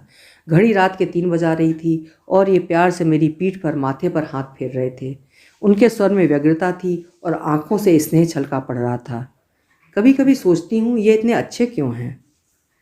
रोज की तरह गैलरी में कुर्सी लगाकर मैं छवि की प्रतीक्षा में बैठी निटिंग कर रही थी। परिचित हॉर्न सुनाई दिया तो सिर उठाकर देखा। दूर से गौतम का स्कूटर आता दिखाई दिया। ड्राइंग रूम में झांक कर देखा, 12:15 बज रहे थे। इस भले आदमी के दफ्तर में छुट्टी है क्या आज? नमस्ते भाभी जी, दरवाज़ा खोलते उसने कहा। छवि नहीं लौटी क्या अभी तक? कॉलेज से तो चल चुकी है। क्या आप उसके कॉलेज से आ रहे हैं? मैंने पूछा। दरअसल पूछना चाह रही थी, मिसेस सुशील छवि कब से हो गई? उसकी कहानी लौटाने गया था, मुझे चेकअप करने के लिए दी थी ना। छवि ने कहानी लिखी है? हाँ, बड़ी अच्छी लिखी है, कॉलेज मैगजीन में देना चाहती है। पढ़ेंगी आप? लीजिए, उसने ब्रीफकेस से पुलिंदा निकालते हुए कहा। रहने दीजिए, हम अनपढ़ क्या जाने कथा कहानी, मैंने रुखाई से कहा। अरे वाह, आप तो खुद इतना अच्छा लिखती हैं। मैंने सख्ती से होंठ भींच लिए। मुझे छवि पर गुस्सा आ रहा था, जिसने मुझसे कहानी का जिक्र भी नहीं किया था। मुझे गौतम पर क्रोध आ रहा था, जो छवि की कहानी के लिए यहाँ तक भागा आया था, जबकि मेरे 2-4 गीत भी सुनने के लिए उस दिन उसके पास समय नहीं था। आ गई शायद। गौतम की बात ने मुझे चौंका दिया। छवि सीढ़ियाँ चढ़ रही थी। कहाँ रह गई थी? गौतम ने पूछा। कॉलेज से तो कब की चली हो? बसों का चक्कर है ना, घंटा भर तो प्रतीक्षा में बीत जाता है, उसने थकी थकी आवाज़ में कहा। ये अपनी कहानी संभालो। अच्छा भाभी जी, अब पानी पिलाइए, चला जाए, गौतम ने उठने की मुद्रा में कहा। ड्राइंग रूम पार कर रही थी, सुना गौतम पूछ रहा है, फ़ोन कर दिया था, फिर भी रुकी क्यों नहीं? छवि का उत्तर सुनने के लिए मैं बड़ी देर तक सांस रोके दरवाजे की ओर में खड़ी रही। जब कुछ सुनाई नहीं दिया तो किचन में चली गई। बहुत पुरानी एक बात याद आई। एक बार उन्होंने मुझे सुशील के बेडरूम की खिड़की से कान लगाए हुए पकड़ लिया था। पहले तो गुस्से की रौ में काफ़ी कुछ कह गए थे, फिर बाद में समझाया था, देखो पद्मा, छिपकर सुनने में अपनी बुराई ही सुन पाता है आदमी, बेकार अपना मन खराब करने से क्या फ़ायदा। पानी लेकर लौटी तो देखा गौतम गैलरी से टिका हुआ खड़ा है और पूछ रहा है, मान सिंह अब तो परेशान नहीं करता? नहीं, छवि ने हौले से कहा। और मिश्रा को ज़्यादा लिफ्ट मत देना, अब प्रोफेसर हो गया तो क्या, नंबरी बदमाश है वो। छवि कुछ नहीं बोली, उसी तरह सिर झुकाए बैठी रही। गौतम के जाते ही मैंने कहा, ये सज्जन तो तुम्हारे लोकल गार्जियन बने हुए हैं, बड़ा रौब मार रहे हैं। मैं तो परेशान हो गई हूँ इनकी बॉसिंग से दीदी। छवि एकदम फट पड़ी। हर लड़का इनकी नज़र में आवारा है, सब प्रोफेसर्स बदमाश हैं, किसी से भी बात करो उपदेश देने लगते हैं। तो फटकार क्यों नहीं देती? एक बार कहो कि अपने जद में रहें। उसने एक बार असहाय आंखों से मेरी ओर देखा, होंठ कुछ कहने के लिए फड़फड़ाए, फिर एकाएक उठकर अंदर चली गई। खाना खाते हुए मुझे याद आया, मैंने छवि से कहा, सुशील का पत्र आया है, तुम्हारी दराज में रख दिया है। वो उसी निर्लिप्तता से दाल चावल मिलाती रही, ना उसकी आंखों से खुशी की किरणें फूटी, न गालों पर गुलाब उग पाए। एक पत्र हम लोगों के पास भी आया है, वो परेशान है, तुमने कब से पत्र नहीं दिया उसे? अब रोज़ रोज़ लिखूं भी क्या, उसने धीरे से कहा। ये बात हम लोग कहें तो शोभा देती है छवि, तुम्हारी उम्र की लड़कियां तो दिन में 2-2 चिट्ठियां लिख लेती हैं। मैंने हंसते हुए कहा, कम से कम यही सोच लिया करो कि वहाँ वो निपट अकेला है। मैं अकेली नहीं हूँ, उसने तड़प कर कहा। उसकी बात मुझे बर्छी की तरह लगी। मेरा सारा लाड़ प्यार, सारी ममता उस शब्द के कारण व्यर्थ हो गई थी। छवि ने शायद अपनी भूल महसूस की। नरम स्वर में बोली, आप अभी गौतम के लिए कह रही थी दीदी, महज मजबूरी समझ लीजिए कि मैं उसे लिफ्ट दे रही हूँ। कभी कभी तो इतनी कोफ्त होती है पर जब्त कर जाना पड़ता है। ऐसी कौन सी मजबूरी है? और अब तो वो भला आदमी तुम्हारा नाम भी लेने लगा है। ये भी मेरी ही बेवकूफ़ी है, मैंने सबसे कह रखा है कि वो मेरे फुफेरे भाई हैं। क्यों? दरअसल दीदी, घर से बाहर निकलो, खासकर कॉलेज जाओ तो सिर पर किसी का साया बहुत ज़रूरी है। 100 तरह की बातें होती हैं और सब तो भाई साहब से कहीं नहीं जा सकती। शायद तुम ठीक कहती हो, मैंने एक उसास के साथ कहा। मुझे तो इन बातों का अनुभव नहीं है। हमारे ना कोई भाई था, ना हमें बनाने की इजाज़त थी, और कॉलेज गई ही कितने दिन, मुश्किल से साल भर। तो आपने बीए फिर प्राइवेट किया है, क्यों? छोटी बहन की भूल का प्रायश्चित करना पड़ा मुझे। उसने लव मैरिज की थी मौसी के देवर से। आप तो बताया करती हैं ना, माँ जी बहुत स्ट्रिक्ट थी। स्ट्रिक्ट तो थी, पूरे कस्बे में उनका दबदबा था, फिर भी रमा को रोक नहीं सकी। रोकने का मौका ही ना मिला। उन्हें तो सीधे शादी की खबर मिली थी। बहुत बौखलाई होंगी ना? बहुत ज़्यादा। सारा गुस्सा मुझ पर ही उतरता था। उन्हें यही लगता रहा कि मैंने जानबूझकर उन्हें अंधेरे में रखा, जबकि सच्चाई ये थी कि मैंने इस बात की कल्पना भी न की थी। मौसी की नाक के नीचे सब कुछ होता रहा, पर उन्हें भी कुछ पता न चला। इतनी छोटी सी उम्र में इतना बड़ा साहस कर जाएगी रमा, किसी ने सोचा भी नहीं था। अनजाने ही मेरी आवाज़ में तलखी आ गई थी। दीदी, पता नहीं हमारे बुजुर्गों को लव मैरिज से इतनी एलर्जी क्यों है? छवि कह रही थी। मैंने तो एक आध बार ही उन लोगों को देखा है, पर इतना कह सकती हूँ कि रमा दीदी के हस्बैंड उनसे हर बात में सुपीरियर हैं। आप ही बताइए, इतना अच्छा लड़का ढूंढ सकती थी माँ जी। इतनी अच्छी पर्सनैलिटी है, रमा दीदी तो उनके सामने कुछ भी नहीं है। पीयूष जाग गया था, इसलिए छवि को उठकर जाना पड़ा, नहीं तो पता नहीं कितनी देर बोलती रहती। कभी गुमसुम बैठी रहती है और कभी बोलने पर आएगी तो रुकने का नाम ही नहीं लेगी। ओफ, मेरा तो सिर चकराने लगा था। तुम्हारे साथ मुश्किल तो यही है पद्मा कि तुम्हें वहम सा हो जाता है कि हर कोई तुम्हारे विरुद्ध षड्यंत्र रच रहा है, ये कह रहे थे। मैं आपसे सफाई तो मांग नहीं रही, मैंने तल्खी से कहा, लेकिन मैं तो सफाई देना चाहता हूँ। जरा सी बात को लेकर रात भर रोती रहोगी, उसमें कोई तुक नहीं है। पता नहीं कितनी नदियों का पानी आकर तुम्हारी आंखों में समा गया है, कभी सूखता ही नहीं। अच्छा, अब चटपट तैयार हो जाओ। कह दिया ना मुझे नहीं जाना। देखो, अब जरा सी बात को प्रेस्टेज इशू मत बना लिया करो। हरी अब 7:15 ऑलरेडी बज चुके हैं, देर से पहुँचने में तो कोई चार्म नहीं है। मैं पत्थर की तरह बैठी रही। बात जरा सी थी भी और नहीं भी। कम से कम मेरे लिए तो जरा सी बात नहीं थी। शुभा विभा के स्कूल में वार्षिकोत्सव चल रहा था। पीयूष को 2 दिन से बुखार था, इसलिए मैं कार्यक्रम देखने नहीं जा सकी। घर में बैठे बैठे अपनी लाडली का सजा सवरा रूप कल्पना में देखती रही थी। शुभा के गीत को दोहराती रही थी। किंतु आज पुरस्कार वितरण था। दोनों को 3-3, 4-4 पुरस्कार मिलने वाले थे। कितनी हसरत से कहा था उन लोगों ने, पापा आज तो आप लोग आएंगे ना? 8 बजे कार्यक्रम शुरू होगा, बस 2 घंटे का तो कार्यक्रम है। इन्होंने छूटते ही कह दिया, मैं आऊँगा बेटी, मम्मी नहीं आ पाएंगी, पप्पू की तबीयत ठीक नहीं है ना। दोनों के चेहरे उतर गए थे। इतना गुस्सा आया मुझे, कम से कम उनका दिल तो न तोड़ते। बाद में तो कुछ भी बात बनाई जा सकती थी। फिर 2 घंटे के लिए तो मैं चली भी जाती तो ऐसी कोई प्रलय थोड़ी आ जाती। बुखार तो पीयूष का सुबह ही नॉर्मल हो गया था, लेकिन इन्होंने मुझसे पूछने की भी ज़रूरत नहीं समझी और अब भाषण दे रहे हैं।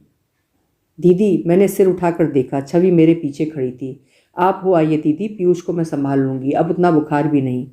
नहीं, रहने दे, अब इच्छा नहीं हो रही, मैंने रुंधे गले से कहा।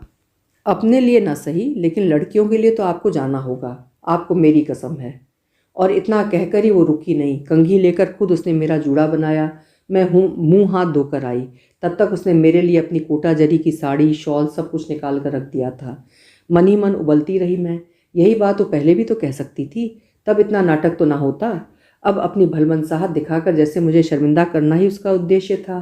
लड़कियों की उदासी का ख्याल ना होता तो उसके सारे अनुग्रह ठुकरा कर घर में ही बैठी रहती, मैं कहीं नहीं जाती।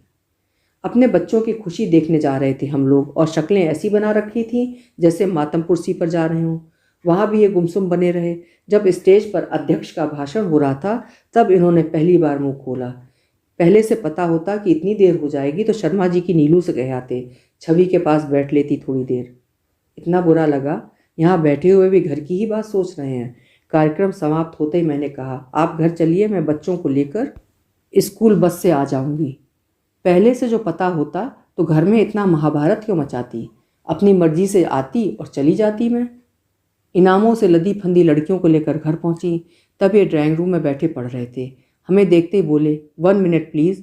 और जब तक हम आश्चर्य से उभरे, इन्होंने हम तीनों का एक फ़ोटो ले लिया।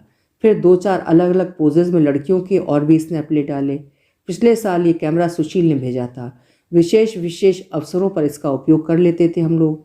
आज का अवसर विशेष है, ये इन्हें रात को 11 बजे भी याद रहा। ये जानकर अच्छा लगा। इनका मूड भी अब शाम की अपेक्षा ठीक हो गया था। मैं प्रसन्न मन से कॉफ़ी बना लाई और सिर्फ हम चारों उसे एंजॉय करते रहे। पता नहीं कितने दिनों बाद ये सुयोग आया था। लगा कि मेरा बिखरा हुआ घर फिर से जुड़ाया है। सोचा तो था कि छवि जाग रही होगी, कम से कम इस शोर शराबे से तो जाग ही जाएगी, लड़कियों के इनाम देखेगी, उन्हें बधाइयाँ देगी, पर वैसा कुछ नहीं हुआ तो मन खट्टा हो गया। मैंने इनसे कहा भी, उसके लड़के को तो मैं आंखों पर रखती हूँ, क्या उसका इतना फर्ज भी नहीं था? हमेशा बात का अच्छा पहलू देखा करो पद्मा, इन्होंने अपने सौम्य अंदाज में कहा। दुख की मात्रा इससे बहुत कम हो जाती है। यही सोच लो कि 2 रातों से जाग रही है बेचारी, आज निश्चिंत होकर सोई होगी क्योंकि बुखार नहीं है, और फिर रात भी तो हो गई है। ठीक है, ऐसा ही सही, मैंने कॉफ़ी की ट्रे उठाते हुए सोचा। इतनी रात गए किसी विषय पर बहस करने की हिम्मत नहीं थी मेरी। दीदी, मैं घर जाना चाहती हूँ। छवि का ये प्रस्ताव अप्रत्याशित रूप से मेरे सामने आया था। घर अर्थात माँ का घर। ये घर तो वेटिंग रूम है, सुशील के आने तक किसी तरह समय काटने का स्थान है। मन इतना खराब हो गया कि कारण पूछने की इच्छा नहीं हुई। उसी ने बताया, रात सपने में माँ को देखा था, बहुत बीमार हैं, एक बार देख कर लौट आऊँगी। ठीक है, भाई साहब तुम्हारे क्या कहते हैं देख लूँ, आखिर जाना तो उन्हीं की मर्जी से होगा ना, मैंने रूखा सा जवाब दे दिया। ये सपने वाली बात मेरे साथ तो चल गई, लेकिन ये उस पर विश्वास कर लेंगे ये असंभव था। 2-3 दिनों से छवि सूजी सूजी आंखें और उदास उदास चेहरा लिए घूम रही है। ये क्या उनसे छिपा हुआ है? मुझे तो डर था उसके इस आकस्मिक निर्णय का दोष मुझ पर न थोप दिया जाए, पर वैसा कुछ भी नहीं हुआ। इन्होंने बड़ी शांति से अपनी स्वीकृति दे दी और मैंने राहत की सांस ली। मैं भी कुछ दिनों के लिए जरा निश्चिंत होकर रहना चाहती थी। 24 घंटे घर में किसी तीसरे व्यक्ति की उपस्थिति मन पर भार बनने लगी थी। नौकरी लगने तक सुशील भी हम लोगों के साथ ही रहते थे, पर उनके साथ ये समस्या नहीं थी। छवि को लेकर हर बार मन में यही संकोच बना रहता है, बेचारी अकेली है, उसका पति यहाँ नहीं है। जब एक बार जाना तय हो गया तो मैं अपनी सारी कड़वाहट भूलकर उसकी तैयारी में जुट गई। पता नहीं क्यों मन में हमेशा एक डर सा रहता है, कोई मुझे गलत ना समझ ले। दिन दिन भर आँच के सामने बैठकर मैंने उसके भाई भतीजों के लिए मिठाइयाँ बनाई, रात रात भर जागकर पीयूष के लिए सूट सीती रही। बल्कि छवि ने एक आध बार कहा भी, दीदी कितनी मेहनत कर रही हैं आप, मुझे लगता है मेरे जाते ही आप बीमार पड़ने वाली हैं।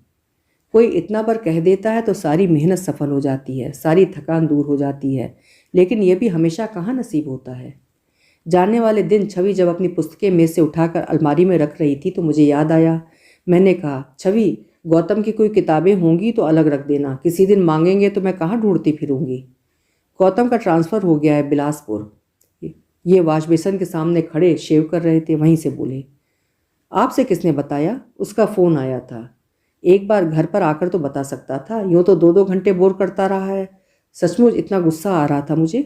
वो आए थे दीदी, आप लोग घर पर नहीं थे, छवि ने हौले से बताया। अरे तो कब जा रहे हैं वे लोग? किसी दिन खाने पर ही बुला लेते उन्हें विद फैमिली। मेरा गुस्सा भाप बनकर उड़ गया था और अब मुझे गृहस्थ धर्म की चिंता हो रही थी। अभी 2-3 दिन तो मैं बाहर जा रहा हूँ, लौट कर आऊँगा तब देखी जाएगी, इन्होंने कहा। साथ के लिए टिफ़िन भर रही थी मैं, अचानक जैसे मुझे ज्ञान प्राप्त हो गया। छवि रानी की माताजी एकाएक सपने में क्यों अवतरित हो गईं, इसका रहस्य मेरे सामने सूर्य के प्रकाश की तरह स्पष्ट हो गया। मैंने सोचा था कि छवि के जाने के बाद मैं अपने घर में निश्चिंत होकर रह सकूंगी, किंतु उस समय पीयूष की बात मैंने नहीं सोची थी। उसके जाते ही घर इतना सूना हो जाएगा, दिन इतने लंबे हो जाएंगे, इसका गुमान ही नहीं था। लड़कियां खा पी कर स्कूल चली जाती तो एकांत जैसे मुझे लीलने को दौड़ने लगा। अजीब अजीब आवाज़ें मेरा पीछा करने लगती। कभी लगता झूले में पीयूष गुनगुना रहा है और मैं दौड़ कर उसे उठाने जाती, तब खाली झूला मेरा मुंह चिढ़ाने लगता। कभी लगता छवि सिरहाने खड़ी होकर कह रही है, दीदी चाय ले लीजिए। सिर उठाकर देखती हूँ तो सिर्फ घूं घूं करता सीलिंग फैन ही नजर आता है। स्नेह के धागों में इतनी लिपट गई हूँ कि खुद मुझे ही पता न था। लड़कियां भी बहुत उदास हो गई थीं। बहुत दिनों से एक भैया की फरमाइश थी उनकी, वो इस तरह अनायासी पूरी हो गई थी। चाची से भी अच्छी खासी दोस्ती हो गई थी उनकी। उनके बिना वो कमरा खूब बड़ा बड़ा लगने लगा था, और तो और पापा भी उन लोगों के साथ चले गए थे। शुभा विवाह का वश चलता तो शायद सिर्फ सोने के लिए ही घर पर आती। 2-3 दिन तो मैंने बिस्तर पर पड़े पड़े ही काट लिए। 2-3 उपन्यास पूरे के पूरे पढ़ गई मैं। चौथे दिन सोचा अब कुछ हाथ पांव हिलाना चाहिए, कुछ नहीं तो बगल वाले कमरे की सज्जा ही बदल दी जाए, झूले को फोल्ड करके मचान पर डाल दिया जाए, दोनों पलंग पास पास आ जाएंगे, फिर ये कमरा उतना सूना नहीं लगेगा। काम इतना आसान नहीं था जितना सोचा था। कमरे में सिर्फ झूला ही तो नहीं था, ग्राइप वाटर और टीथिंग सिरप की खाली शीशियाँ थी, पुराने नैपीस थे, खिलौने थे, पाउडर के पुराने डिब्बे थे। इन सबको समेटते समेटते हाँफ उठी थी मैं। हर चीज़ का स्पर्श पीयूष की याद दिला जाता था। झूले की मसहरी खोलते हुए तो मुझे रुलाई फूट पड़ी। किसी तरह मैंने मसहरी उतारी, नन्ही रेशमी रजाई धूप में दिखाने के लिए एक ओर रख दी, फिर गद्दा समेटा। और ये क्या? गद्दा और दरी के बीच में एक सफ़ेद कागज़ पड़ा था, मुड़ा तोड़ा सा। बहुत पुरानी सी आदत है ये, कागज़ का कोई भी टुकड़ा मिले मैं पढ़े बिना नहीं रहती। माँ के राज में घर में सिर्फ कल्याण आता था। दैनिक अखबार ही हमारी नज़रों से दूर रखा जाता था, क्योंकि अक्सर उसमें चटपटी खबरें होती थीं। तब बाजार से जो भी सौदा आता हम तत्परता से उसे खोलने बैठ जाती। असली आकर्षण होता था उस कागज़ में जिसमें ये सौदा आया था। इन अखबारी कागज़ों ने हमें फिल्मी दुनिया की सैर कराई है, चुटकुले सुनाए हैं, बलात्कार और आत्महत्याओं की चटपटी खबरें सुनाई हैं। माँ को हमारी इस कारस्तानी का पता नहीं चला, नहीं तो शायद उस पर भी बैन लग जाता। अब तो घर में पढ़ने के लिए इतना सब होता है, फिर भी पुरानी आदत नहीं जाती। हथेली से दबा दबा कर उस कागज़ को सीधा किया और पलंग पर बैठकर पढ़ने लगी। पढ़ते हुए हर पंक्ति के साथ मेरा खून गर्म होता जा रहा था। लिखा था, छवि, कल रात की उन्मत्तता के लिए क्षमा चाहता हूँ। ऐसे कमज़ोर क्षण जिंदगी में कभी कभार आ ही जाते हैं, उसके लिए अपने आप को कोसना व्यर्थ है। ये भी जानता हूँ, क्षमा सिर्फ इसलिए कि मैं तुमसे बड़ा था, उम्र में भी और अनुभव से भी। मुझे ही अकल से काम लेना था। पिछले दिनों ट्रांसफ़र रुकवाने के चक्कर में बहुत हाथ पांव मारता रहा। भोपाल महंगा सही, यहाँ पत्नी के पास छोटी सी नौकरी थी। मेरे मध्यवर्गीय जीवन में उसका बहुत बड़ा सहारा था। सब कुछ छोड़ छाड़ कर नई जगह सेटल होने की कल्पना कपा देती है, लेकिन मेरा चाहा नहीं हो सका। बहुत ही भारी मन से कल तुम लोगों से विदा लेने पहुंचा था। तुम्हें अकेली देखकर कुछ अधिक ही भावुक हो उठा मैं। एक अनाम भावनात्मक रिश्ता तुम्हारे साथ स्थापित हो रहा था मेरा। ये कल ही जाना और उसी आवेग में थोड़ा बहक गया। तब पता नहीं था कि तुम मानसिक रूप से इतनी त्रस्त हो। पति का लंबा प्रवास, घर का बोझिल वातावरण और बच्चे की बीमारी, इन सब ने मिलकर तुम्हें किस तरह हिला दिया था, ये तो तब जाना जब तुम परकटे पक्षी की तरह मेरी गोद में सिर रखकर फपक कर रो पड़ी। मैं मनुष्य हूँ, पत्थर नहीं। तब भूल गया था कि मैं किसी का पति हूँ, पिता हूँ, तुम किसी की पत्नी हो, माँ हो। वो तो एक भावावेग था, रोज़मर्रा की ज़िंदगी में प्रवेश करते ही उतर गया। सोचता हूँ, ट्रिंग, दरवाजे की घंटी इतनी कर्कश कभी नहीं लगी थी। उसी अस्त व्यस्त भाव से जाकर दरवाज़ा खोला। सामने ये खड़े थे, हाथ में अटैची लिए। आप? क्यों, पहचान में नहीं आ रहा हूँ क्या? 2 दिन में इतना बदल गया हूँ, और तुम्हारी शक्ल ऐसी क्यों हो रही है? घर पर सब तो ठीक ठाक है ना? किसकी चिट्ठी आई है ये, मांझी की? इन्होंने व्यग्रता से पत्र मेरे हाथों से ले लिया, सरसरी निगाह से उसे पढ़ा, फिर टुकड़े टुकड़े करके हवा में उछाल दिया। ये क्या किया आपने? मैंने तैश में आकर कहा। वही किया जो छवि को बहुत पहले करना चाहिए था, इन्होंने शांत स्वर में उत्तर दिया। लेकिन कम से कम एक बार जवाब तलब करना चाहती हो ना? अब भी कर लेना, मैं गवाही दे दूंगा। फिर अटैची उठाकर भीतर जाते हुए बोले, 14 घंटे का सफ़र करके आया हूँ, चाय वाय तो पूछो। चाय तो खैर मैंने बनाई ही। फिर नहाने के लिए पानी भी गर्म किया, खाना भी बनाया। खाना खाकर बड़े इत्मीनान से तैयार होते हुए बोले, ऑफिस हुआ हूँ जरा, आधे दिन की सीएल ही बच जाएगी। इतनी हैरत हुई मुझे, इतनी बड़ी बात हो गई और इन्हें अपनी सीएल की पड़ी है। सच, इनकी था लेना बहुत मुश्किल है। शाम को दफ्तर से लौटे तो लड़कियां घेर कर बैठ गईं। पापा हमारे लिए क्या लाए? अरे मम्मी ने क्या अब तक तुम्हें बताया नहीं? फिर भीतर आकर बोले, मेरी अटैची अभी तक बाहर ही पड़ी है पद्मा, ड्राइंग रूम में। ऐसी क्या नाराज़गी है भाई? फिर डाइनिंग टेबल पर सारा सामान खोल कर बैठ गए। दालमोठ, पेठे के 5-6 पैकेट थे, अलग अलग प्रकार के। गुड़िया थी, खिलौने थे, साड़ी और मीनाकारी वाली चूड़ियाँ थीं, पुस्तकें थीं। वो इत्मीनान से बैठे समझाते रहे कि कौन सी वस्तु खरीद कर लाए हैं, कौन सी समधी जी ने भेजी है। लड़कियां पास बैठी किलकती रहीं। पीयूष की याद आते ही उन लोगों का गला भराया था, और जब इन्होंने बतलाया था कि वहाँ से चलने पर साथ आने के लिए वो खूब रोया था, तो एक तरह से अच्छा भी लगा था। मैं नितांत उदासीन होकर उनकी बातें सुनती रही, अनमने भाव से चीज़ें छू छू कर वापस रख दी। उस समय सोच सोच कर मेरा दिमाग सुन्न हुआ जा रहा था। दालमोठ की किस्मों की चर्चा जरा अच्छी नहीं लग रही थी। प्रसंग की गंभीरता को देखते हुए इनकी सारी बातें ही बड़ी हास्यास्पद लग रही थीं। लेकिन रात बेडरूम में प्रवेश करने पर देखा ये सब दिखावा था। वे भी उतनी ही बुरी तरह आहत हुए थे। दोनों हाथों में सिर दिए पता नहीं कितनी देर अपनी मेज के पास बैठे रहे। मैं अपने बिस्तर पर पड़े पड़े देखती रही। आखिर जब आधी रात हो चली तो मुझसे नहीं रहा गया। सोएंगे नहीं क्या आज? रात भर के जगे हुए हैं? मैंने प्यार से सिर पर हाथ फेरते हुए कहा।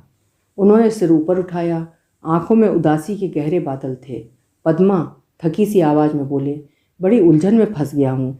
आज दफ्तर में भी जरा मन नहीं लगा। निरंतर वही एक बात सोच रहा हूँ। हमारे सोचने विचारने से बीते क्षण तो लौट नहीं सकते, फिर परेशान होने से क्या फ़ायदा? मैंने कुछ कहने की गरज से कहा। एक बात मेरे मन में आई है पद्मा। क्या हमें भूल जाना होगा कि इस तरह का कोई पत्र हमने देखा था? कर सकोगी इतना? वाह, इतनी देर सोचकर यही हल निकाला है। यह कोई बहुत मुश्किल काम है पद्मा। इससे होगा क्या? वहीं पास एक स्टूल पर बैठते हुए रूखी आवाज़ में मैंने कहा। क्या होगा ये तो नहीं कह सकता, परंतु याद रखने में दुख ही दुख है, इतना जानता हूँ। छवि को अगर किसी दिन पता चला तो वो कभी हमारे सामने सिर नहीं उठा सकेगी। सुशील अगर जान जाएगा तो जिंदगी भर सुख की नींद नहीं सो सकेगा। इतना बड़ा अन्याय मुझसे तो नहीं हो सकेगा। न्याय अन्याय तो मैं नहीं जानती, लेकिन अगर मेरे भूलने से छवि का कलंक दूर हो जाता है तो यही सही। मेरे मन में धीरे धीरे रोष उफनने लगा था। यह कलंक वलंक कहाँ की बातें ले बैठी तुम? हिश, इट इज़ ऑल हबंग। मैं छवि का पक्ष नहीं ले रहा पद्मा, लेकिन उसे कटघरे में रखने से पहले एक बार सोचो। क्या तुम विश्वास के साथ कह सकती हो कि सुशील वहाँ एकदम सन्यासी बना हुआ है? इतने स्वच्छंद समाज में इतने सारे प्रलोभनों के बीच उसका मन एक बार भी नहीं डोला होगा? क्या तुम दावे के साथ कह सकती हो? उनके तमतमाए चेहरे को एकटक देखते हुए मैंने बस इतना कहा। काश छवि सुन पाती। आप कितनी अच्छी पैरवी कर रहे हैं उसकी। मेरे व्यंग से मर्माहत होते हुए उन्होंने कहा, मैं किसी की पैरवी नहीं कर रहा, सिर्फ इतना जानता हूँ कि देश हो या विदेश, मर्द हो या औरत, अकेलापन सबको एक सा सालता है। ये मैं किसी और के अनुभव की बात नहीं कर रहा हूँ, वही बात कह रहा हूँ जिसे तुम्हारी साहित्यिक भाषा में भोगा हुआ यथार्थ कहते हैं। अच्छा, ये यथार्थ, ये अकेलेपन का एहसास आपके हिस्से में कब पड़ा? तब जब तुम अपनी 3 हड्डियां तुड़वाकर 5 महीने तक अस्पताल में पड़ी थी। जब मैं घर, अस्पताल और दफ्तर में चक्रगिन्नी की तरह घूमता था। तुम्हें शायद ये सब इतनी तीव्रता के साथ याद ना हो, लेकिन मैं तो नहीं भूल सकता। तुम्हारे साहित्य में संतरास, कुंठा, जो कुछ होता है, सब मैंने उन दिनों अनुभव किया है। घर में रहता तो खाली घर काटने को दौड़ता, क्योंकि माँ जी बच्चों को लेकर चली गई थी। दफ्तर जाता तो सैकड़ों चिंताएं किसी जिद्दी बच्चे की तरह साथ लग जाती। शाम होती तो अस्पताल का रुख करता अपनी स्नेहमयी पत्नी से मिलने, लेकिन वहाँ सामना होता एक बीमार, चिड़चिड़ी, ईर्ष्यालु औरत से। उससे मिलने की कल्पना से ही मन कांपने लगता। हॉस्पिटल के फाटक पर पहुंचकर सोचता, उल्टे पैर भाग जाऊं और किसी पिक्चर हॉल में शरण लूं। प्लीज़, मैंने तड़प कर कहा और उनका मुंह अपनी हथेलियों से बंद कर दिया। वे चुप हो गए।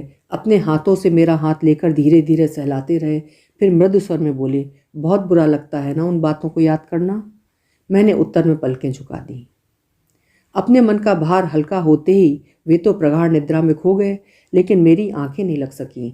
अस्पताल के वे दिन किसी दुःस्वप्न की तरह मेरा पीछा करते रहे। रोज की तरह स्टूल पर चढ़कर कपड़े सुखा रही थी, पता नहीं कैसे उलट गया। जमीन पर चित गिर पड़ी मैं, और उसके बाद जब होश आया तब मैं अस्पताल में थी। शरीर प्लास्टर में जकड़ा हुआ था। 1 डेढ़ महीने तो उसी तरह एकदम सीधे लेटना पड़ा था। हिप बोन टूट गई थी। लेटे लेटे पता नहीं कैसे ऊट पटांग विचार आते रहते मन में। जिंदगी भर लंगड़ा कर चलने की कल्पना से मन कांप कांप जाता। डॉक्टर ने इशारा कर दिया था कि हमें 2 लड़कियों पर ही अब संतोष कर लेना होगा। ये बात मन में कांटे सी गढ़ती। अपना नारीत्व तो व्यर्थ हुआ जान पड़ता। ऐसे समय इनसे सहानुभूति की, आश्वासनों की अपेक्षा रहती। सारा दिन जैसे सिमट कर 5 बजे की सुई पर केंद्रित हो जाता था। ये नियम से आते थे। घंटों पास बैठे रहते, कुछ घर की कुछ बाहर की सुनाते, अपने हाथों से चाय बनाकर पिलाते, फल काट कर देते। फिर पता नहीं क्यों लगने लगा कि उनके स्पर्श में स्नेह का उत्ताप पहले का सा नहीं रहा है। वो मात्र एक रूटीन हो गया है, एक उबाऊ रूटीन। तब इतना असहाय अनुभव करती अपने आप को। हर रोज़ शाम को किसी की मदद से मैं अपने को संवार लेती और फिर बड़ी हसरत से दर्पण देखती और रोना आ जाता। तब अपनी सारी खींच मैं इन पर ही उतारती। पता नहीं कैसे कैसे उपालंब देती। उस समय ये भी याद नहीं रहता कि मैं अस्पताल के जनरल वार्ड में पड़ी हूँ। अपने पैरों चलने वाला हर व्यक्ति मेरी ईर्ष्या का पात्र था। हर सुंदर औरत मुझे जहर लगती, खासकर मिसेस कश्यप। पड़ोसी थे वे लोग, इस नाते जितना बन सकता था मदद कर देते थे। ये होटल से खाते थे, फिर भी यदाकदा कुछ ना कुछ बनाकर वो भेजती रहती थी। मेरे पास हर तीसरे चौथे दिन आकर बैठती थी मिसेस कश्यप। कभी कपड़े बदलवा देती, कभी कंघी कर देती। कई बार मैंने उनसे चिट्ठियाँ भी लिखवाई हैं, पर इन सब के लिए कृतज्ञ होना तो दूर, मैं मन ही मन द्वेष से धधकती रहती थी। अभी उस दिन मिसेस कश्यप आई थी मिलने। गोलगप्पे सी फूल गई हैं और बालों में भी सफ़ेदी झांकने लगी है। ये सोचते हुए भी शर्म आती है कि उन्हें देखकर बहुत संतोष हुआ, राहत मिली। अस्पताल से लौटते हुए यही एक बीमारी साथ ले आई हूँ मैं। जिस व्यक्ति से मन ही मन द्वेष करती हूँ उसे दुखी देखकर संतोष होता है। इनके बॉस की एक बड़ी प्यारी सी लड़की थी, रूप ऐसा कि आंखें टिकी रह जाएं। उतने ही संपन्न घराने में ब्याही गई है। पिछले साल सुना कि उसे कैंसर हो गया है। सुनकर दुख होना चाहिए था, पर नहीं हुआ। और मैं एकदम अपने बिस्तर पर उठ बैठी। अपने मन को खूब ठोक बजाकर देखा। कल वाली बात से मन को दुख कितना सा हुआ था, बल्कि बहुत गहरे एक तृप्ति का एहसास हुआ था। छवि की कच्ची उम्र, उसका दूधिया रंग, उसका आकर्षक व्यक्तित्व, उसका भरा पूरा परिवार, विदेश जाकर ट्रेनिंग लेने वाला उसका पति, यहाँ तक कि नन्हा पीयूष भी, सभी को लेकर मन में एक सूक्ष्म ईर्ष्या सी थी। उस पत्र के रूप में मेरे हाथ में एक ट्रम्प कार्ड आ गया था, जो पल भर में उसे निष्प्रभ कर सकता था। उस महत्वपूर्ण दस्तावेज के टुकड़े टुकड़े कर देने से ही क्या बात समाप्त हो जाती है? अपने मन में इतना बड़ा चोर छिपा होता है और कभी कभी अपने को ही पता नहीं चलता। मेरे मन में एक बात आ रही है। सुबह चाय का पहला घूंट लेकर इन्होंने शुरुआत की। क्या अगर सुशील को बहुत असुविधा ना हो तो कुछ दिनों के लिए छवि को उसके पास भेज दें? इसी लायक हम होते तो क्या इससे पहले नहीं भेज सकते थे? मैंने कहा। सो तो है, लेकिन हमारी लियाकत का सवाल अब इतना महत्वपूर्ण नहीं रह गया है। इस समय तो सोचना यह है कि वियोग की उनकी अवधि इतनी लंबी न खिंच जाए कि मिलने की संभावनाएं ही समाप्त हो जाएं। व्यवस्था तो मुझे कुछ ना कुछ करनी ही है। सिर्फ तुम्हारी राय जानना चाहता था। मैं चुप बनी रही। क्या सोच रही हूँ? सोच रही हूँ कि यह दंड है या पुरस्कार? मैंने संक्षिप्त सा उत्तर दिया। इनका चेहरा अचानक तमतमा आया। कुछ सख्त लहजे में बोले, पद्मा, हम लोगों ने तय किया था कि हम सब कुछ भूल जाएंगे। हम लोगों ने तय कुछ नहीं किया था, सिर्फ आपने प्रस्ताव भर किया था। और किसी भी ऐसी वैसी बात को भुलाना इतना आसान नहीं होता, कम से कम मेरे लिए तो नहीं है। मैं आप लोगों की तरह अल्ट्रा मॉडर्न नहीं हूँ, रूढ़िवादी ही सही, लेकिन संस्कारी मन है मेरा। इतनी सी बात कहते हुए भी मैं हाँफने लगी थी। और तुम्हारे संस्कार, तुम्हारी रूढ़ियाँ, तुम्हारी मान्यताएं दैहिक संबंधों पर आकर समाप्त हो जाती हैं। तुम्हारे लिए पवित्रता का मापदंड सिर्फ शरीर है, लेकिन इस हाड़ मांस से बने शरीर से परे भी एक वस्तु है, मन। उसके लिए कभी सोचा है? एक असाधारण आवेश में इतना सब कुछ कह जाने के बाद ये एक क्षण भर को रुके, शायद मेरे उत्तर के लिए। फिर गंभीर होकर बोले, मैं ठीक तुम्हारी तरह एकांगी होकर नहीं सोच पाता, यही तो मुश्किल है। ये अनुभवहीन लड़की 2 साल से पति की प्रतीक्षा में आंखें बिछाए बैठी है, उसके पत्रों पर जी रही है। यदि उसके हाथ से एक प्रमाद हो भी गया तो मैं उसे अक्षम्य अपराध नहीं मान सकता। आखिर हम लोग उन्हें भी तो क्षमा कर देते हैं जो मन कहीं और रखाते हैं और साल दर साल दाम्पत्य का नाटक किए जाते हैं। ये किसके लिए कह रहे हैं आप? मैं करीब करीब चीख पड़ी। बगल वाले कमरे में होमवर्क करती हुई लड़कियां दौड़ी आईं और भयचकित नज़रों से हमें घूरने लगीं। अपने आवेग पर लज्जित होकर मैंने सिर झुका लिया। कहो बेटे राम, क्या तकलीफ है आपको? इन्होंने हंसते हुए पूछा तो वे धीरे धीरे अपने कमरे की ओर लौट गईं, लेकिन उनकी आंखों में तिड़ता हुआ संदेह साफ झलक रहा था। मैं सिर्फ एक उदाहरण दे रहा था पद्मा, तुम्हें इतना ऑफ होने की जरूरत नहीं थी, इन्होंने कसैली आवाज में कहा और उठकर चले गए। खाली प्यालियों को शून्य दृष्टि से देखती हुई मैं पता नहीं कितनी देर बैठी रह गई। सुशील का पत्र यथावकाश आ गया था। पत्र का प्रत्येक अक्षर बतला रहा था कि छवि के वहां पहुंचने की कल्पना मात्र से वो कितना पुलकित हो उठा है। भैया भाभी के त्याग, स्नेह, ममता और सूझबूझ की प्रशंसा में उसने पृष्ठ के पृष्ठ भर दिए थे। अब यही पछतावा होता रहा कि ये ख्याल हमें पहले ही क्यों ना आया। इतनी ही दौड़ धूप तब कर लेते हम, कम से कम अपने उत्तरदायित्व का तो ठीक से निर्वाह हो जाता। सुशील ने बार बार लिखा था कि बहुत आउट ऑफ द वे जाकर रुपयों का प्रबंध ना करें, उसे थोड़ी निराशा ही तो होगी, वो झेल लेगा। घर भर को परेशानी में डालकर मिलने वाली खुशी उसे स्वीकार नहीं है। दूसरे पत्र में लिखा था, सौभाग्य से उसके एक प्रोफेसर 8 महीनों के लिए लेक्चर टूर पर जा रहे हैं। उनका फर्निश्ड फ्लैट आसान शर्तों पर मिल रहा है। अगर छवि का आना निश्चित हो तो वो बात करे। निश्चित तो खैर था ही। तीसरे पत्र में था, छवि अगर जल्दी आ सके तो अच्छा है। 6-8 महीने का कोई छोटा मोटा कोर्स वो पूरा कर लेगी। हाँ, अगर पीयूष साथ आए तो असुविधा हो सकती है। यहाँ की जलवायु में बहुत फर्क है। शुरू शुरू में बड़ों को भी परेशानी होती है, फिर गाइड करने वाला भी कोई नहीं है आसपास। पत्र का स्वर स्पष्ट था। वो छवि को बिल्कुल अकेले में पाना चाहता था। उन दोनों के बीच वो बच्चा भी बेचारा उसे गंवारा नहीं था। इतनी दूर से शायद वो अपने अनदेखे उस बच्चे से जुड़ा हुआ महसूस नहीं कर पा रहा था। उसके लिए शुभा विभा और पीयूष में कोई खास अंतर नहीं था, लेकिन छवि के पत्रों में ये कसक साफ झलक जाती थी। सुशील से मिलने का उल्लास, नया देश देखने का उत्साह, इस सब पर उदासी की एक परत सी रहती। कितने प्रयासों से उसने अपने को तैयार किया होगा, इसे हम लोग समझ सकते थे। और अप्रैल की एक सुबह वो अचानक ही आ खड़ी हुई। उसके आने के साथ ही जैसे घर में उत्सव का वातावरण हो गया। लड़कियों का आनंद जैसे छलका पड़ता था। मुझसे तो आते ही ऐसे लिपट गई कि सारा कलमश पल भर में ही धुल गया।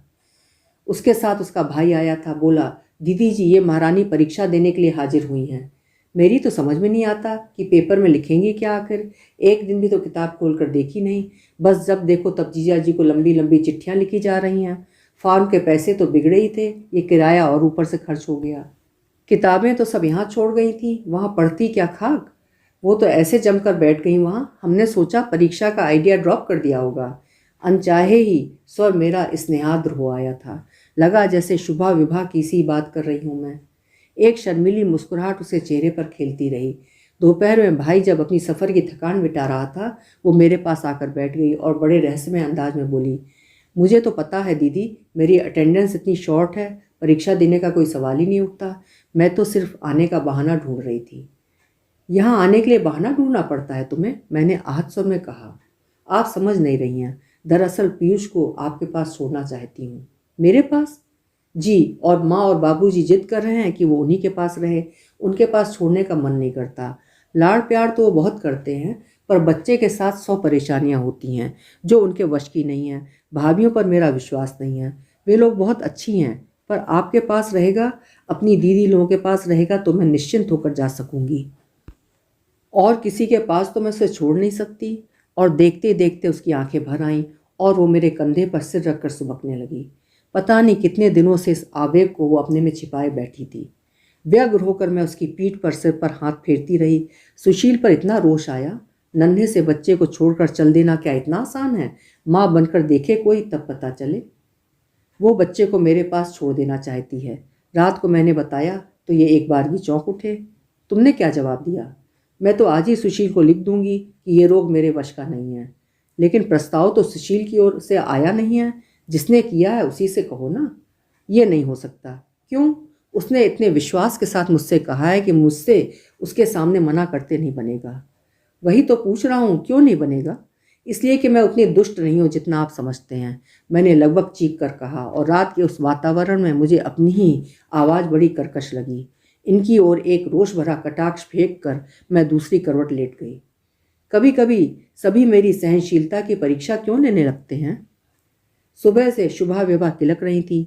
मम्मी चाची कह रही थी पप्पू अब साल भर अपने ही पास रहेगा। ये बात सच्ची है ना? मतलब महारानी जी सब कुछ तय करके बैठी हैं। विभा कहती रही, मम्मी झूला तुम अपने कमरे में तो नहीं रखोगी, हमारे कमरे में ही रखना, दोनों पलंगों के बीच। रोएगा तो हम संभाल लेंगे।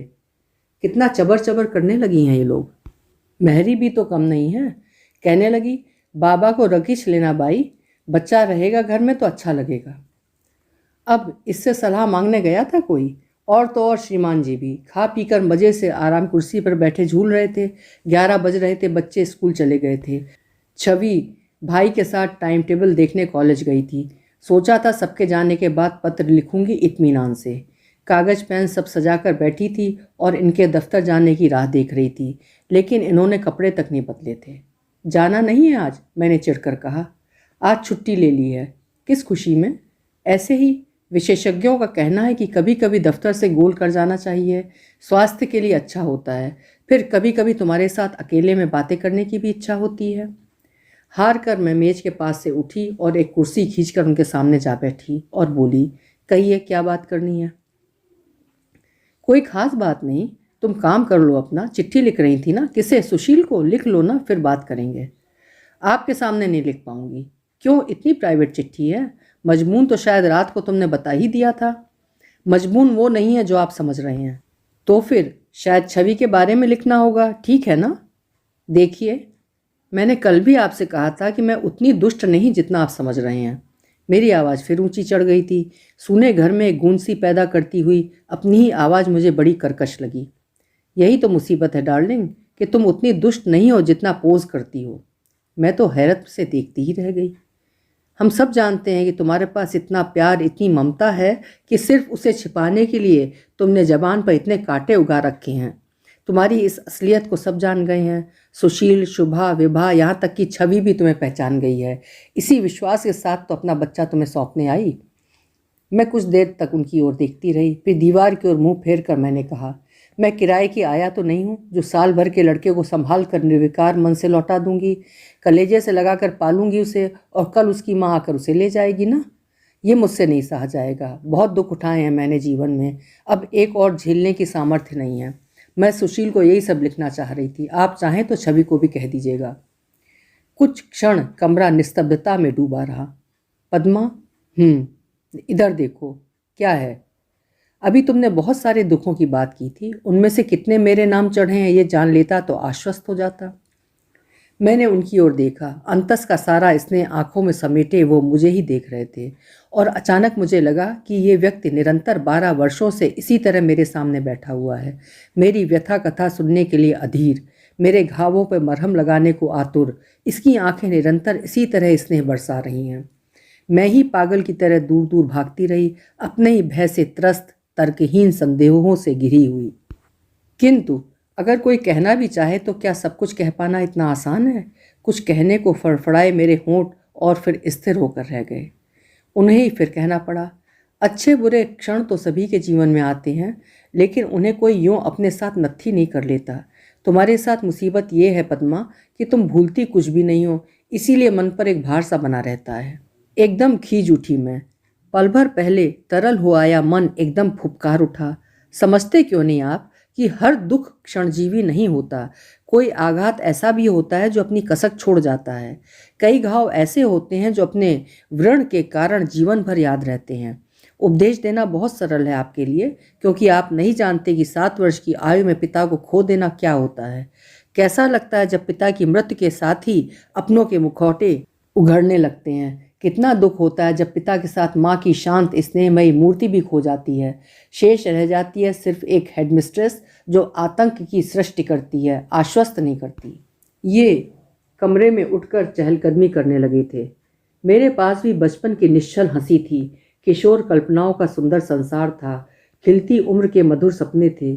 माँ के कठोर अनुशासन में सब कुछ झुलस कर रह गया।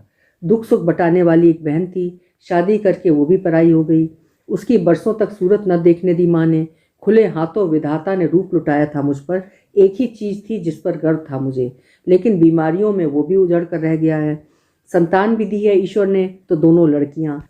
कल को अपने घर चली जाएंगी तो बस बैठकर रोना ही तो है मुझे। यही तो लिखा कर लाई हूँ। और एक दीर्घ सांस लेकर मैं चुप हो गई।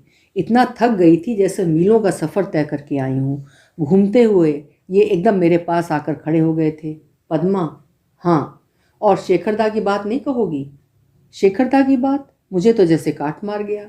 अपनी गाथा का जो सबसे दुखद लेकिन सबसे महत्वपूर्ण अध्याय है जो, उसे ही भूल गई। मैं बिजली की तरह उठ खड़ी हुई। किसने बताया आपको ये सब? माँ ने, रमा ने या शेखरदा ने?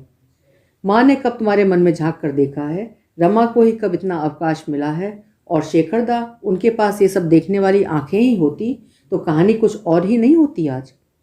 फिर कहाँ से जान गए आप सब? तुमसे। इस तरह चौंको मत पद्मा। तुम्हारे स्वभाव की ये अनेक विसंगतियाँ खुद ही अपनी कहानी कहती रही हैं, और साथ में तुम्हारी व्यथा में डूबी आंखें, खोया हुआ आत्मविश्वास, तुम्हें हरदम कोसता हुआ तुम्हारा हीन बोध, मुझे प्रसन्न रखने के लिए तुम्हारे हास्यास्पद प्रयास, मुझे खो देने का तुम्हारा तर्कहीन भय, सभी कुछ तो मेरे सामने था। मैं बेवकूफ़ नहीं हूँ पद्मा। शेखर दा की तरह अंधा भी नहीं हूँ। बहुत पहले जान लिया था कि रमा का जिक्र छिड़ते ही तुम समूची ईर्ष्या से सुलग उठती हो। शेखर दा का नाम लाते ही तुम्हारी जबान कांप कांप जाती है। बुरा नहीं लगता था तब? क्यों नहीं लगता था? मैं मनुष्य नहीं हूँ क्या? एकदम भीतर तक राख हो जाता था। तुम्हारा वो मूक आदि अंतहीन प्रणय और मेरा वो अवश आक्रोश, आज याद करता हूँ तो सब बचकाना सा लगता है, लेकिन उन दिनों तो जिंदगी को विष के घूंट की तरह पी रहा था मैं। आज तक उसका स्वाद जबान पर है, और इसीलिए चाहा था कि मन की गहराइयों से चाहा था कि सुशील को ये जहर न पीना पड़े। सभी लोग मेरी तरह पुख्ता दिल नहीं होते। इतना सब होते हुए भी सारा आक्रोश चुपचाप मन में समेटे रहे, क्यों? क्यों करुणा की इतनी मुझ पर? मैंने रुंधे गले से प्रश्न किया। क्योंकि तुम मेरे बच्चों की माँ थी, तुमसे ही मेरा घर था, और अपने घर को मैं बिखरते नहीं देख सकता था। घर का टूटना बच्चों के लिए क्या होता है, ये मैंने तुम्हें देखकर सीखा था। अपनी सारी पृष्ठभूमि के साथ इतनी निरीह लगती तुम कि कभी कठोर कुछ कह भी जाता तो फिर देर तक पछताता रहता। मैंने तुम पर कोई उपकार नहीं किया है पद्मा। मैं शायद सब कुछ इसलिए एडजस्ट करता रहा कि अपने समस्त गुण दोषों के साथ भी तुम मुझे अच्छी लगती रही। शायद इसी को प्रेम कहते हैं। कमरे के वातावरण में एक उमस सी भर गई थी। मैंने पंखा फुल स्पीड पर खोल दिया, फिर खिड़की के पास खड़ी होकर बड़ी देर तक खुली हवा में सांस लेती रही। ये धीरे धीरे तैयार हो रहे थे। कहीं बाहर जा रहे हैं? हाँ, आरटीओ ऑफिस जाऊंगा, जरा लाइसेंस रिन्यू कराना है। मैं समझ गई। उतनी बड़ी बात कह जाने के बाद कमरे की उमस उन्हें भी व्याप गई थी। जाने के पहले एक बात सुनेंगे? कहो, उन्होंने जूते के तस्मे बांधते हुए जवाब दिया। विश्वास कर सकेंगे? कहो तो। बहुत पहले मैंने एक सपना देखा था। कच्ची उम्र में सभी लड़कियां इस तरह के सपने देखती हैं। तब लगता है जीवन का संपूर्ण सत्य यही है, बाकी सब शून्यवत है। इस उम्र के सपने ऐसे सर्वव्यापी ही होते हैं। पता नहीं कितने सालों तक उसे अपने गले का हार बनाए रही। फिर जानते हैं क्या हुआ? सुशील की शादी में उन्हें इतने दिनों बाद देखा और अवाक रह गई। क्या यही है वो अलौकिक व्यक्तित्व जिसके लिए मैं मीरा बनी हुई थी? ये नितांत साधारण व्यक्ति रमा का पति भर हो सकता है, आलोक का पिता हो सकता है। मेरा स्वप्न पुरुष फिर कहाँ खो गया? हैरान थी मैं। कैसा लगा था तब? बहुत दुख हुआ? नहीं, एक रीतेपन का एहसास भर हुआ, बस। कितना आश्चर्य है ना? ये उठकर मेरे पास आए, दोनों कंधों पर हाथ रखते हुए बोले, इसमें आश्चर्य तो कुछ भी नहीं है। जीवन में कितनी ही चीज़ें तुम्हारे हाथों से फिसलती रही हैं, उनमें से एक और नाम जुड़ गया। सिर्फ एक बात याद रखो पद्मा, कि सब कुछ खो जाने के बाद भी तुम देखोगी कि मैं तुम्हारे पास हूँ। हमेशा से था। It is a promise. और ये अंतिम बात कहते कहते उनकी आवाज़ भारी हो आई थी। मैंने हौले से उनका हाथ हटाते हुए कहा, बाहर जा रहे थे ना आप? सो तो जा रहा हूँ। वो चलने को हुए, और फिर जैसे कुछ याद आ गया उन्हें, दरवाजे के बाहर से बोले, सुबह आलोक का टेलीग्राम आया था, दराज में है, देख लेना। आलोक को तार देने की क्या जरूरत पड़ गई? मैंने पूछा, लेकिन तब तक वो जा चुके थे। दराज खोलकर मैंने वो गुलाबी कागज निकाला। सफ़ेद पट्टी पर काले अक्षर चमक रहे थे, पापा इज़ नो मोर। अभी आप सुन रहे थे मालती जोशी जी की लिखी हुई एक लंबी कहानी पटाक्षेप। कहानी में नायिका के जटिल मनोभावों और मानसिक स्थिति का लेखिका ने कितनी ईमानदारी और बेबाकी से चित्रण किया है। हर स्त्री अपने को इस तरह के मनोभावों से दो चार हुआ पाती है जीवन में कभी न कभी। तो कहानी आपको कैसी लगी कमेंट बॉक्स में ज़रूर लिखिएगा, मैं प्रतीक्षा करूंगी। अगर आपको मेरे चैनल की कहानियाँ पसंद आती हैं और अभी तक आपने चैनल को सब्सक्राइब नहीं किया है, तो अच्छी कहानियाँ आगे भी सुनने के लिए प्लीज़ मेरे चैनल को ज़रूर सब्सक्राइब करिए।